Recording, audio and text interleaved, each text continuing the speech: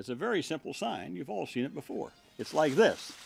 It's victory, and that's what we're going to have with health care. Victory at what cost? Harry Reid says he can see the finish line. His eyesight must be very, very good. Top Line starts right now.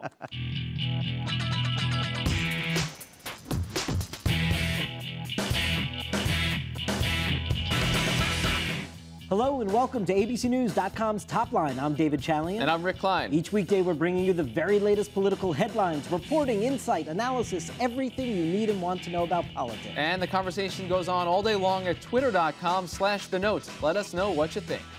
A huge moment in the healthcare debate. Kick us off, sir. It is, and it kicks off the numbers game. The Congressional Budget Office is back with its scoring of Harry Reid's healthcare bill. The Senate now has actual legislation. They're going to be moving toward a motion to proceed on Saturday.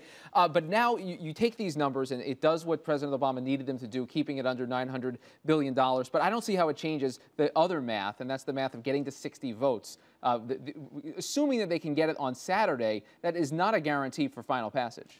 Ben Nelson made that point very clearly in his statement, although he did hint that he's on board with sort of getting this motion to proceed out there. It sounds like Mary Landrieu's on board. I don't think we've heard definitively from Blanche Lincoln yet, but it seems like that Harry Reid is going to be able to at least get this debate going.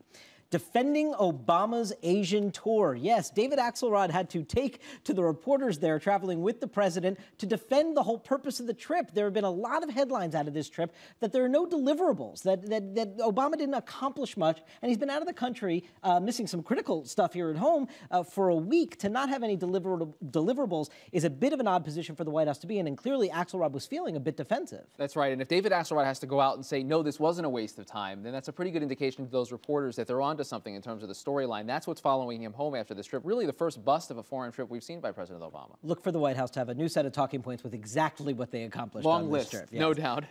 Recovery for recovery.gov. The White House is saying, look at the big picture, and that's that they maintain that 1 million jobs have been saved or created under the stimulus plan, but more scrutiny today, a Capitol Hill hearing looking at the little picture, and that's all those fake congressional districts that were said to have created jobs. This attention just is very negative for the administration. They've tried to make this case about what the stimulus has done. There's now talk of a second stimulus bill, and this just haunts them. And even if it's a tiny slice of the very large number of jobs that are saved or created, it undercuts credibility. It does. Of course, that's the administration's concern. It is such a tiny slice. The coverage is probably outsized to that slice, but it is exactly that they need to fight back and hit hard on.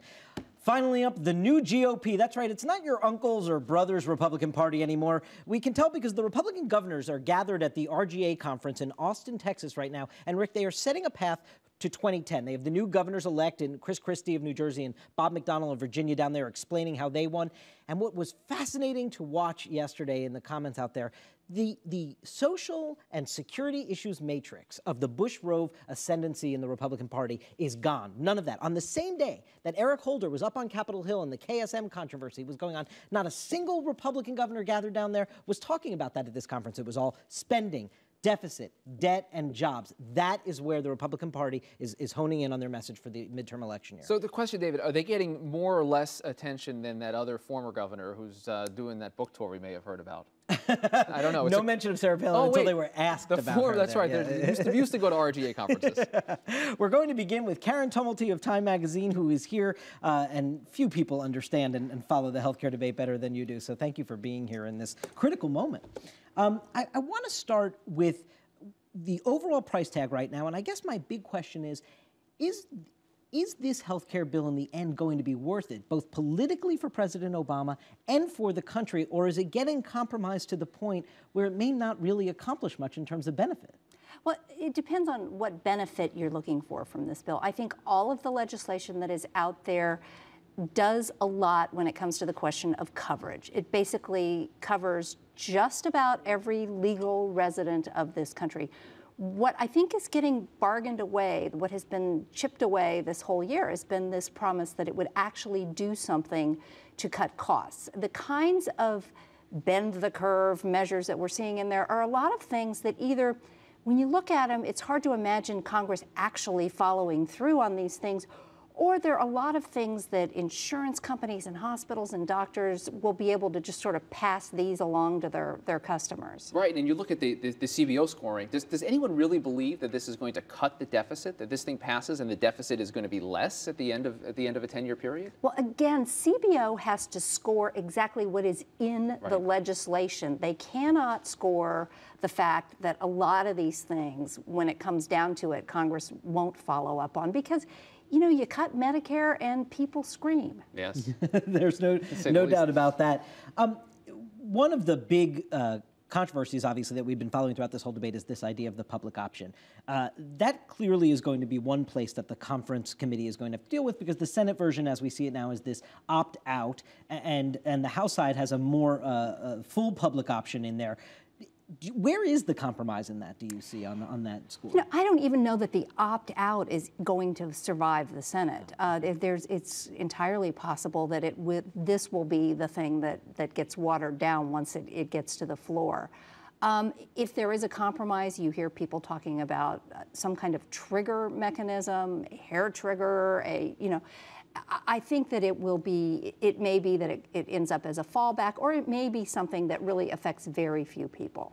You have a fascinating blog post up you put up last night talking about your own experience with cancer and talking about these new guidelines that are out that recommend against mammograms for most women over the age of 40.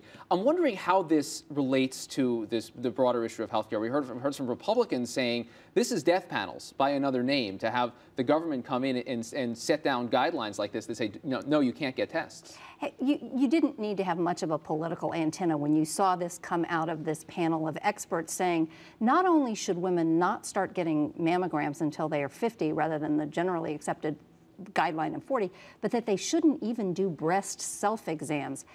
Hearing something with, even if this isn't a government panel, it is something organized with the imprimatur of the government saying this, it is an easy one for the opponents of this bill to say, hey, you want to see what rationing looks like? That's what it is. And do you see any impact yet on the healthcare debate, other than somebody making that rhetorical point?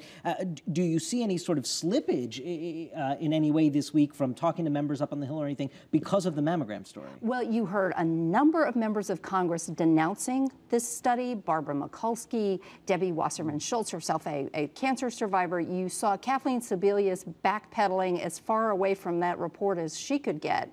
The administration saying ignore it, essentially. It's one of these things where, you put the data out that, yes, that's helpful, but, for most women, they hear don't even do breast self-exams because if you know you have a lump, you might worry about it and go to the doctor. This is not exactly something that is going to go over well. But the flip side of this is, I mean, if you're really going to control costs in the healthcare system, shouldn't you be controlling or reining in tests that the panels of experts like these say are not necessary? Forget the self-exams. There's no cost to that, obviously, but annual mammograms for women 40 and above, that's an expensive proposition. Well, they are trying, however, to say this has nothing to do with costs. This is just about benefits and, whether this is worthwhile. Again, you can see the argument maybe on mammograms. It's hard to see where this works on breast self-exams, which don't cost anything, right, but do sometimes send women to the doctor.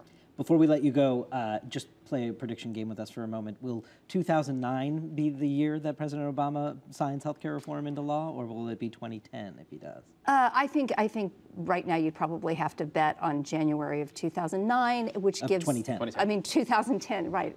And that may be right before the State of the Union. They can take a victory lap and then move on to jobs, jobs, jobs.